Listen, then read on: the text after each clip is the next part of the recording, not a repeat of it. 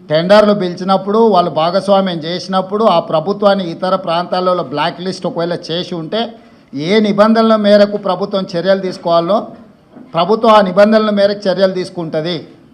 ముందుగానే ఊహించుకొని లేకపోతే ఎవరో ఒకరు ఏదో ఒకటి అల్లర చిల్లర మాటలు మాట్లాడితే వాటి మీద ప్రభుత్వం స్పందించదు. ప్రభుత్వానికి నిర్దిష్టమైన విధి విధానాలు ఉంటాయి. ఆ నిర్దిష్టమైన విధి విధానాలకు లోబడి మాత్రమే ప్రభుత్వం చర్యలు చేపడుతుంది.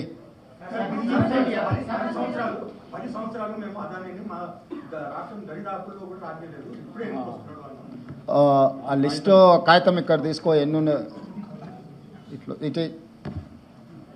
ఇప్పుడు నోరు తెరిస్తే అబద్ధాలు మాట్లాడడం, ఇది అదాని పక్కలు ఉన్నాయని ఎవరు ఈయన పేరు గుర్తుపడతావా? ఏం పేరు ఈయన పేరు?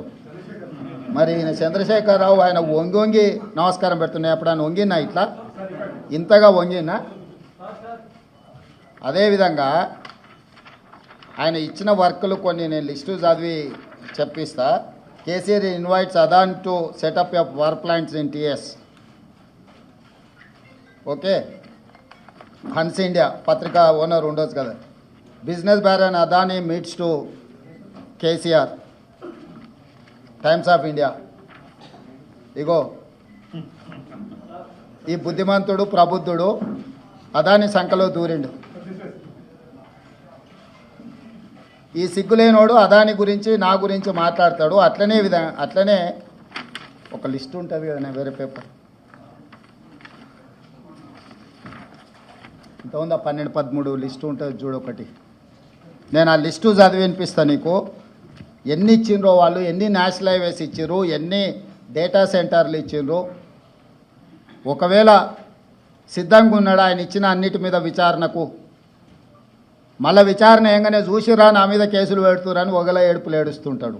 పెట్టూరి జైలు పోతానే ఆయన్నే అంటాడు. ఎప్పుడెప్పుడు జైలు పోదామా, జైల్లో పోయి ఉందామా అని ఆయన ఏమనుకుంటున్నట్టు. నిన్న పేపర్లో చూసిన జైలుకు పోయిన వాళ్ళు అందరూ అయిందనా? ఆ లెక్కన ముందుగాల వాళ్ళ చెల్లెలు పోయింది. మరి ఆల్రెడీ వాళ్ళ చెల్లెలు జైలుకు పోయి వచ్చింది. అట్లా కూడా ఈయనకు అవకాశం లేదు కదా. ఆ ఛాన్స్ ఒకవేళ తీసుకుంటే కేసీఆర్ ఫ్యామిలీలా ఆల్రెడీ వాళ్ళ చెల్లెలు జైలుకు పోయి వచ్చింది. ఆ ఛాన్స్ ఆల్రెడీ వాళ్ళ చెల్లెలు కొట్టేసింది. ఆ ఫ్యామిలీలో ఉన్న పోటీని తట్టుకోలేక. కాబట్టి ఇట్లాంటి చిల్లర ఆలోచనలు మానాలి. 10 ఏళ్ళు మంత్రి చేసినోడు, అమెరికాలో చదువుకొచ్చినోడు, కొంచెమన్నా జ్ఞానంతో కొంచెమన్నా ఆలోచన విజ్డమ్ వాడాలి కదా. ఆ విజ్డమ్ వాడకుండా అన్ని చిల్లర మాటలు మాట్లాడుకుంటా Adani Elbit Systems defence unit at Mamidipalli operational BRS టైంలో ఇచ్చిండ్రు. అదేవిధంగా missile cell manufacturing unit at Mamidipalli under construction BRS ఇచ్చింది. Microsoft data centre at Ellikatra BRS ఇచ్చింది. అదేవిధంగా 3 national highway projects, Khammam to Suryapet national highway, Mancherial to Repallewada national highway, Khammam to Kodad national highway BRS ఇచ్చింది. 750 kV transmission line project BRS ఇచ్చింది. ఇన్ని ప్రాజెక్టులు బీఆర్ఎస్ ఇచ్చి ఈరోజు same counter drone manufacturing unit at Mamidipalli BRS ఇచ్చింది. ఇన్ని ప్రాజెక్టులు బీఆర్ఎస్ అదానికి ఇచ్చి అదానితో అంటగాగి అదాని దగ్గర కమిషన్లు మెక్కి నేను చేసిన ప్రయత్నం అదాని సిఎస్ఆర్ ఫండ్స్ నుంచి తెలంగాణ నిరుద్యోగ యువకుల కోసం వాళ్ళ భవిష్యత్తును నిర్మించడం కోసం ఆలోచన చేసి యంగ్ ఇండియా స్కిల్స్ యూనివర్సిటీకి లక్షలాది తెలంగాణ నిరుద్యోగ యువకులకు ప్రయోజనం చేకూర్చే విధంగా సిఎస్ఆర్ ఫండ్స్ కింద 100 కోట్లు తీసుకొస్తే అది రాష్ట్రానికి ప్రయోజనం. కేసీఆర్ లాగా అదానీ నుంచి అప్పనంగా నిధులు మా కుటుంబానికి కొట్టేయాలి. ఇన్ని ప్రాజెక్టులు ఇచ్చిండు. ఈ ప్రాజెక్టులు అన్ని ఇచ్చినందుకు కేటీఆర్ను ప్రాసిక్యూట్ చేయాలనా?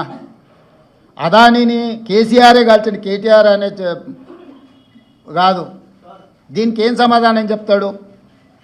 సో ఏది పడితే అది మాట్లాడితే చెల్లుద్ది. ఎన్ని చిల్లర మాటలైనా మాట్లాడతాం. మాకు అధికారం కోల్పోతే మేము సహనం కోల్పోయినామని 2023లో అధికారం కోల్పోయారు. 2024 జూన్లో డిపాజిట్లు కోల్పోయారు. ఇప్పుడు మెదడు కూడా కోల్పోయారు టీఆర్ఎస్ వాళ్ళు. సో మెదడు కోల్పోయిన మాటలు మాట్లాడితే దానికి ఇంకా మనం ఏం సమాధానం చెప్తాం? రాహుల్, నువ్వు నువ్వన్నా చెప్పాలి కదా కొంచెం అప్పుడప్పుడు.